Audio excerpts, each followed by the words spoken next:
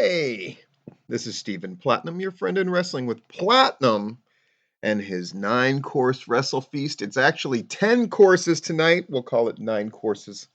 Plus a dessert, though that's 10 courses. That's kind of how it works. Why? They added a second AEW Dark show. These motherfuckers. Let's just jump into it. We go chronologically. We will tell you which show is the best, which one is the worst. We will tell you who won between AEW Dark Elevation, AEW Dark, and I guess the AEW Dark Part 2 that happened this week. And we will tell you the matches and segments that you absolutely must go out of your way to see. Since many who listen to this tell me that they don't watch wrestling at all. So I don't want people to miss stuff that's really, really cool. So if there's something that I think you absolutely must see, I'll tell you about that, and you can go look at that as well.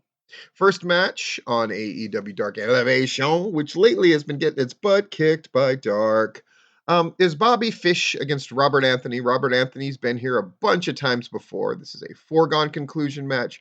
Bobby Fish wins with a roundhouse kick. Now, there are a number of people who now use a roundhouse kick.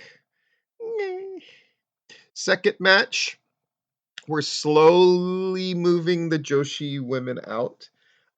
This one has one because you have Diamante the Bunny and Emi Sakura, we're heels, against Sky Blue, who's the most prominent of the jobber team, Heather Reckless, and Queen Aminata.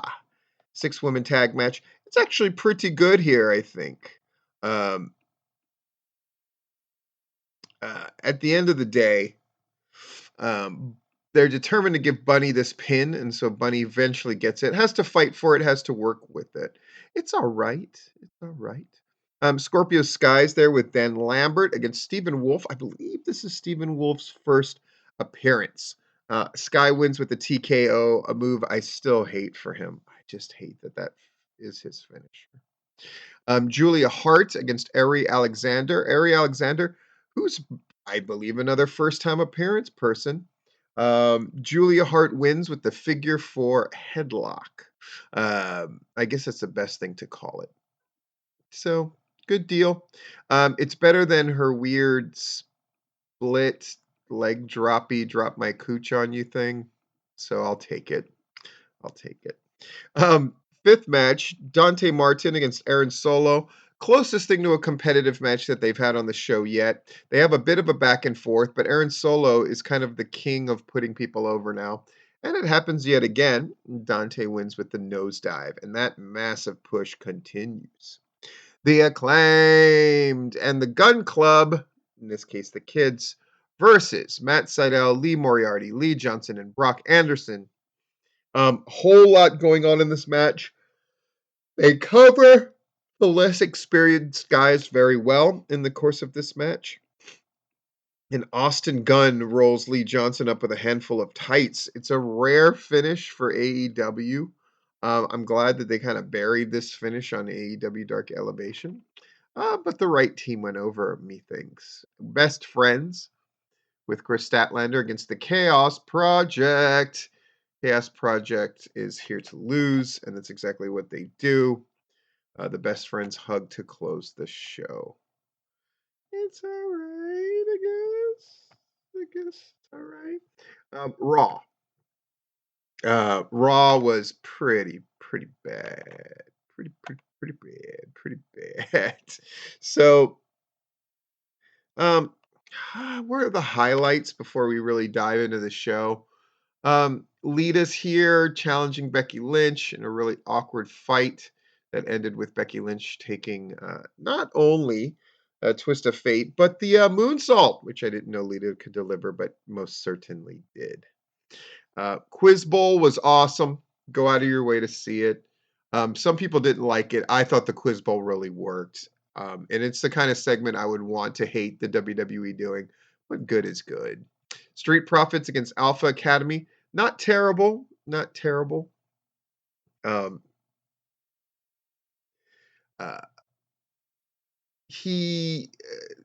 Gable gets the pin with a seated pinning combination. So yay, I guess. AJ Styles against Damien Priest. AJ Styles gets the win. Um, Interesting. The match was really short, which is my only real knock against it. It was very short. Miz TV happened. Miz and Maurice welcomed Dominic and Rey Mysterio. Super boring. Super boring. Then uh, the Miz and Dom agreed to a rematch for tonight. Miz and Dom wrestle. The ref fell for Miz's act that he was tripped by Rey Mysterio, so Rey gets sent to the back. But Dom rolls up the Miz. What the fuck was that shit? Bianca Belair against Nikki Ash. Belair ends up getting the win, even though she had a hurt leg. Kevin Owens and Austin Theory. Theory won last week, so Kevin Owens wins this week. It was a pretty good match, but 50-50 booking, bro. Dewdrop against Liv Morgan. Dewdrop wins with a splash. Okay. Riddle versus Seth Rollins. Rollins hits Riddle with the stomp for the win. A very, very good match, I thought.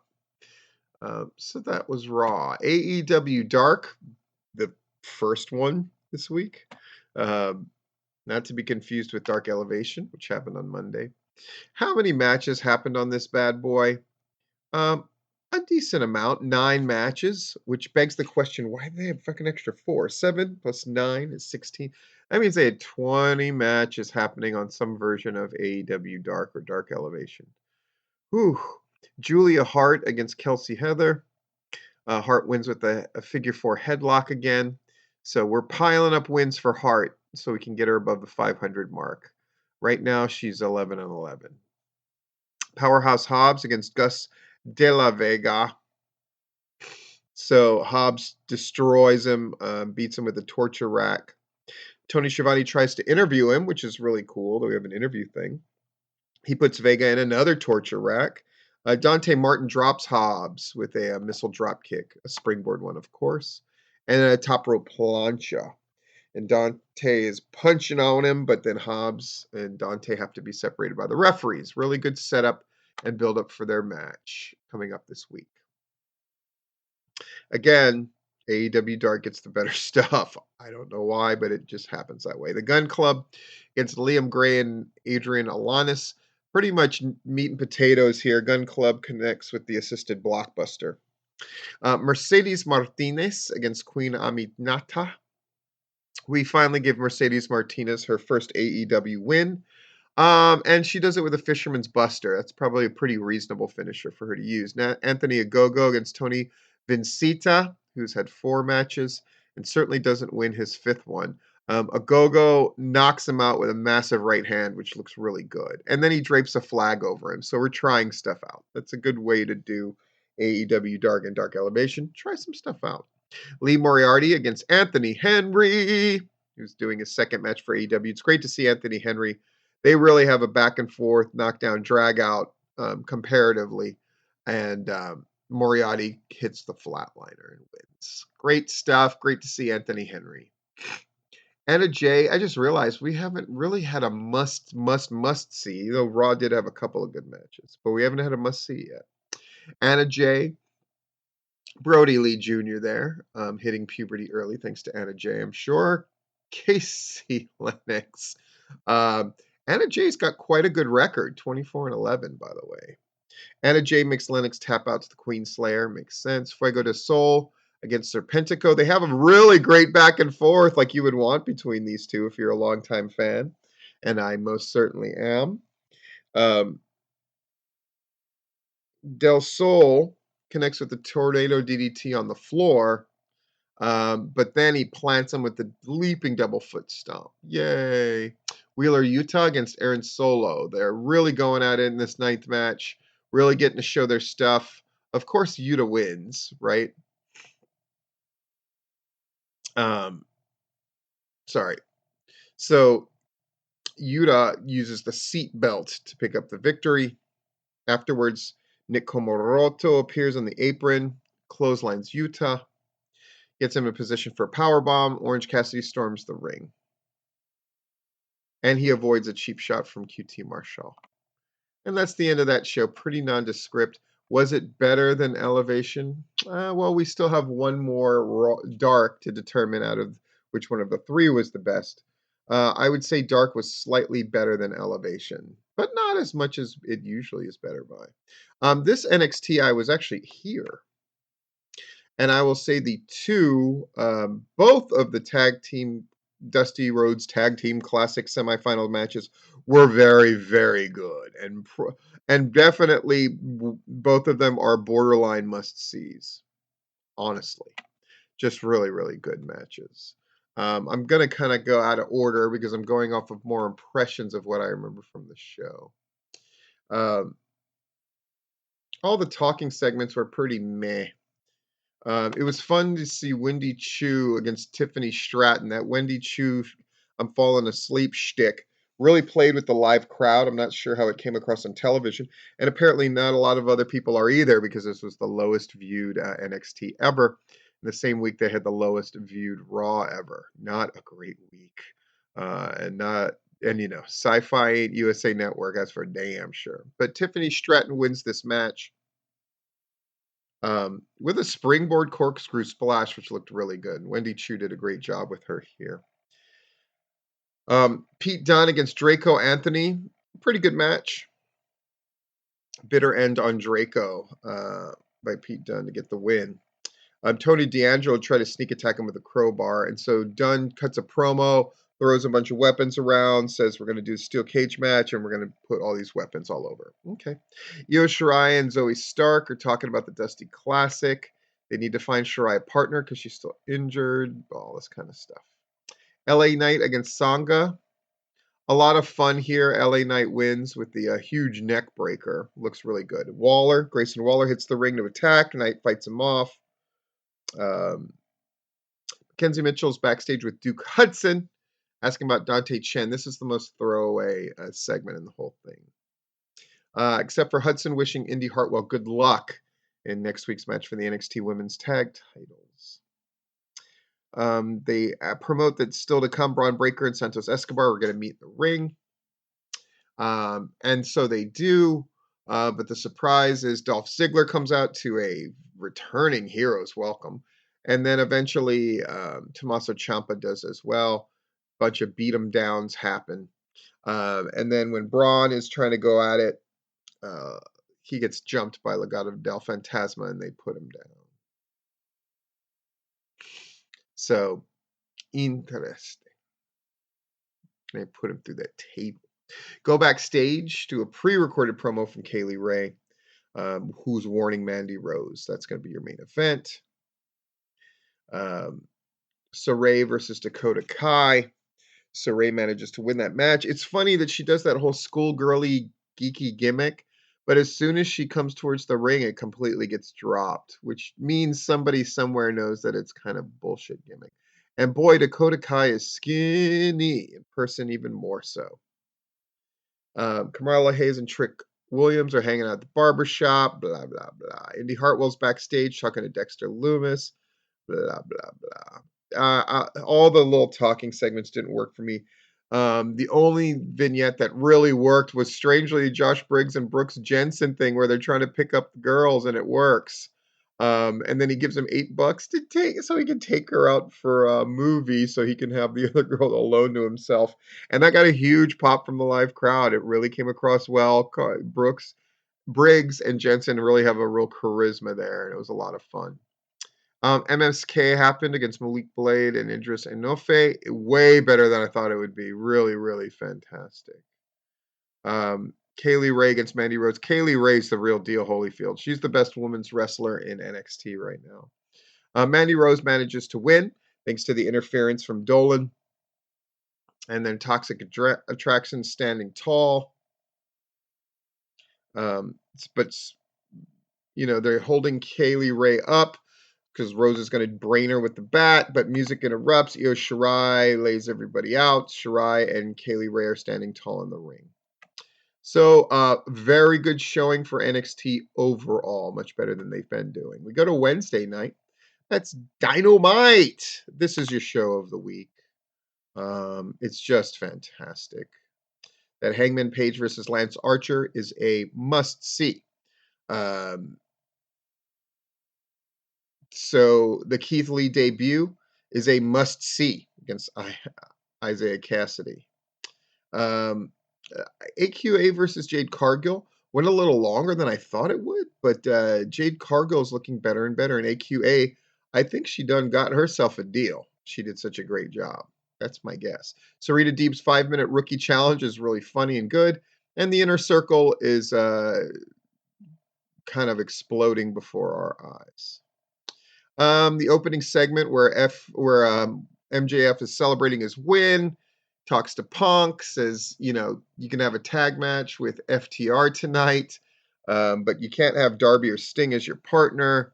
Ooh, intrigue. Wardlow against the Blade. Wardlow demolishes the Blade. Boy, looked good. Inner Circle team meeting that I already talked about. Really great segment. Santana looked like a star. Face of the Revolution ladder match qualifier, Keith Lee. Boy, what a debut. So good. CM Punk's teaming with now Moxley we see against FTR. Another really good match. It ran a little long for my tastes, but beyond that, a fantastic match. AQA Jade Cargill. Not the greatest, but again, Cargill continues to learn and get better in ring. Sarita Deeb destroys her opponent.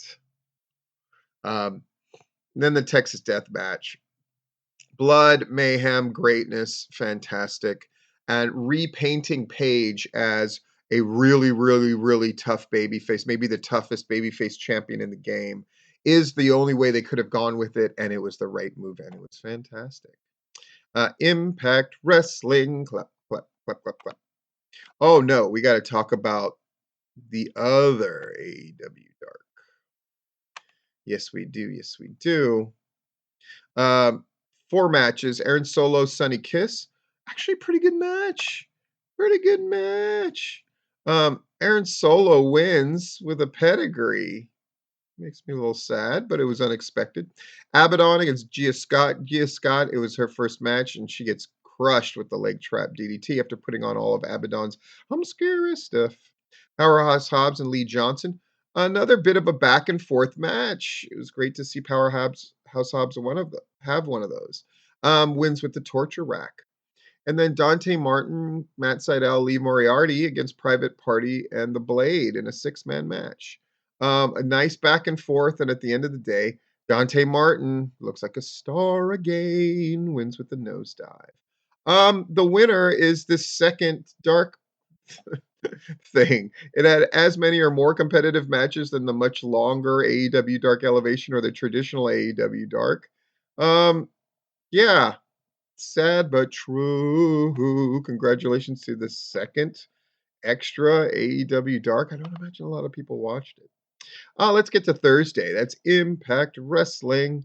Very, very good show again. Except, this thing about Josh Alexander being sent home, so that puts him at a disadvantage because he's hurt.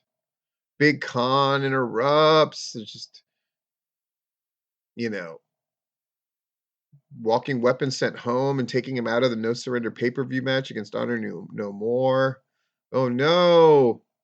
It's the mounting dissension between Alexander and Scott D'Amore. Deonna Purrazzo has an open challenge. Defeats Santana Garrett with a roll-up. Interesting. Kind of giving Santana Garrett a lot here, which Santana Garrett's great. Deonna Purrazzo, though, gets that win. Mickie James against Chelsea Green. And again, we've had 2 shows now with multiple women's matches, which is nice.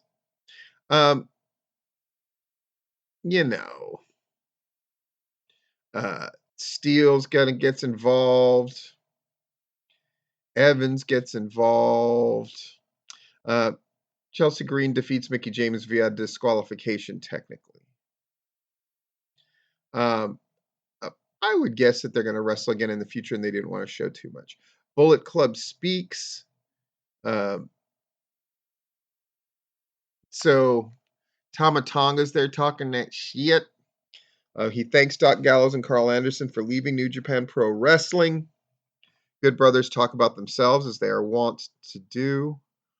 Tonga says you've been everywhere because you're fired from everywhere. It's fine. Rhino and Rich Swann versus Honor No More's Matt Taven and Mike Bennett. It was all right. Honor No More defeats Rhino and Swann. Um, after imploring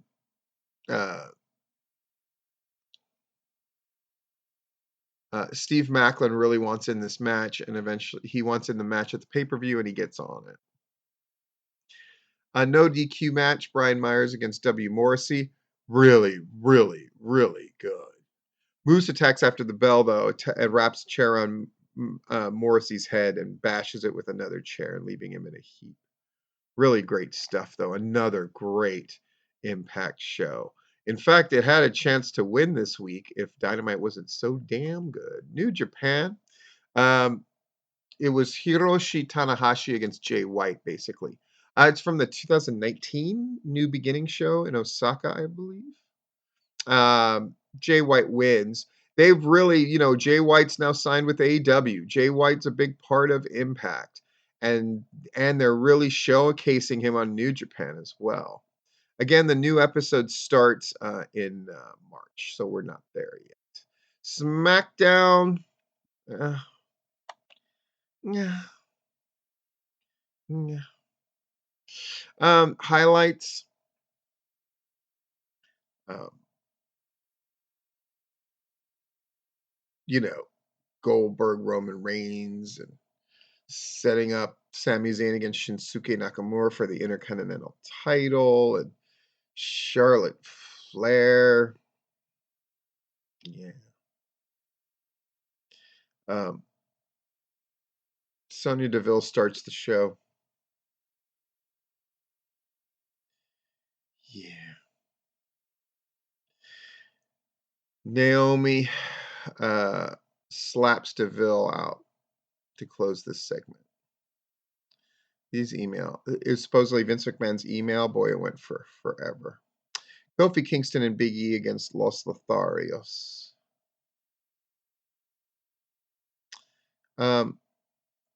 Los Lotharios defeat Kingston and Big E because roll up. Yeah. Sit down interview with Roman Reigns. Very, very good. He says he's going to Goldberg Elimination Chamber. And it didn't go nearly as long as I thought I would. So wins all around. Alia against Natalia. Natalia wins. Natalia wanted to add further punishment, but Xia Li makes the save. Okay. It was very, very short. So it felt kind of meaningless. Insane with Shinsuke Nakamura and Rick Boogs. It was what it was. Zayn rocks Nakamura with a haluva kick at the end of it. Cesaro against Happy Corbin. Corbin wins. Drew McIntyre interrupts Madcap Moss's eye exam and says their match will be Falls Count Anywhere at Elimination Chamber.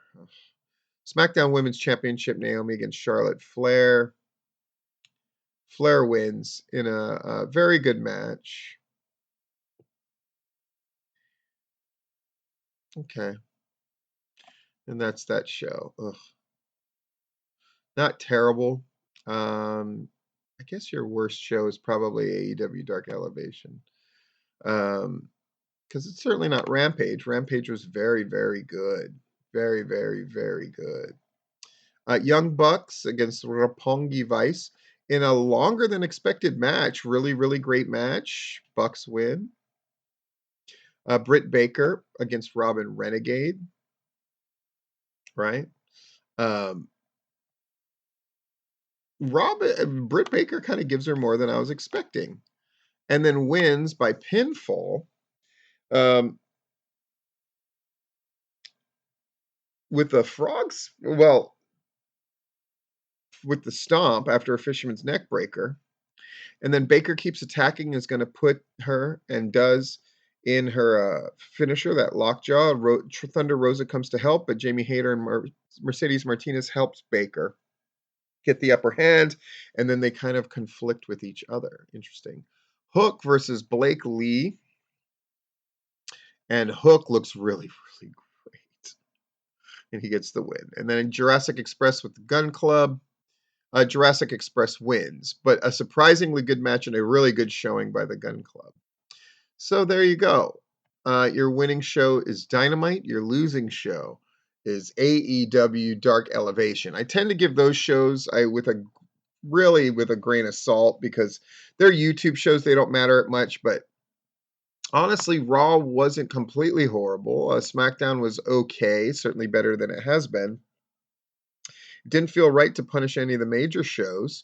So Dark Elevation has to do the job. In any case, this has been Stephen Platinum, your friend in wrestling. That was 10 courses, bro.